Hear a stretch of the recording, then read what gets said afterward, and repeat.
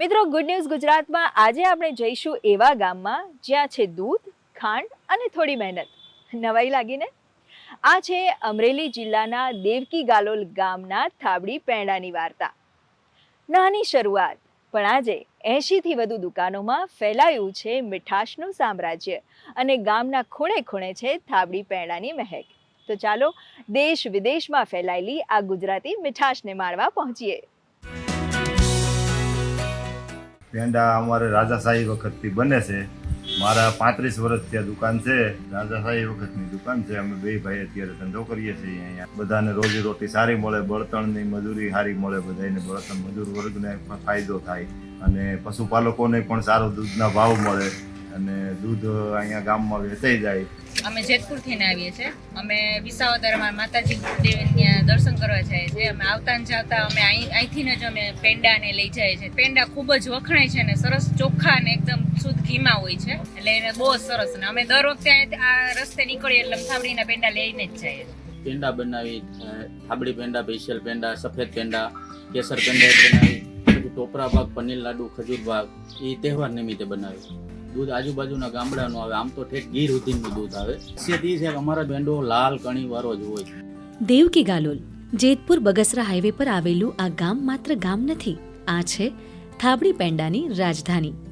આ ગામમાં 80થી વધુ દુકાનોમાં દૂધના તાવડા સતત ધમધમતા હોય છે. ગામના લગભગ 150થી વધુ લોકોને રોજગારી આપે છે આ મીઠો ઉદ્યોગ. ગામમાં પગ મૂકતા જ દરેક દુકાન પર જોવા મળશે તાવડામાં ઉકળતું દૂધ અને પેંડાની મીઠી સુગંધ. 10 વર્ષથી આ ધંધો કરું છું અને મારા પેંડા અહીંથી સુરત, અમદાવાદ, બોમ્બે એ જગ્યાઓમાં જાય છે રોજના 60થી 70 કિલો. મારા જે પેંડા છે ને એ અહીંયા ફૂલ ઉપર બનાવવામાં આવે છે દેશી રીતના. એના હિસાબે એનો ટેસ્ટ એકદમ અલગ જ આવે છે. કમસે કમ એક દુકાન દીઠ 30-40 કિલોનું વેચાણ હોય છે.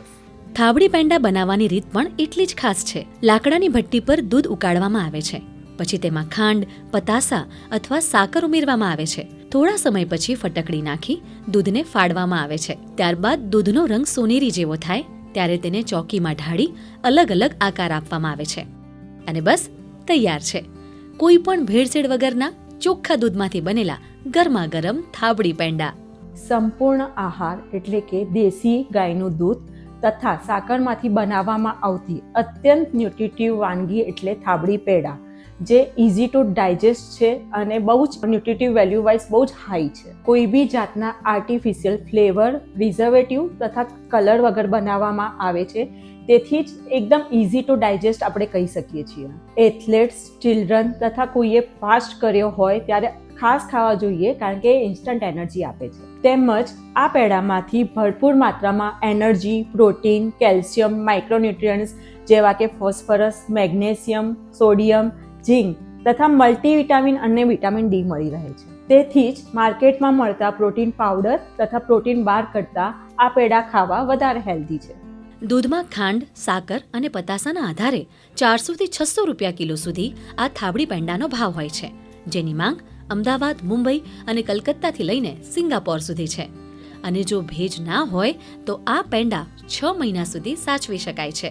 ત્યારે તો અમે અહીંથી 10 કિલો નીકળીએ ત્યારે લેતા જ જઈએ છીએ, પણ બરોડા, અમદાવાદ, સુરત બધે ખાધા પેંડા પણ આના જેવા નથી ટેસ્ટમાં. સ્વાદમાં એકદમ ટેસ્ટી અને સુગર ફ્રી આવે. એક કે બે નહીં, પરંતુ અહીં તો આખું ગામ થાબડી પેંડાના ઉદ્યોગથી મેળવી રહ્યું છે રોજગાર.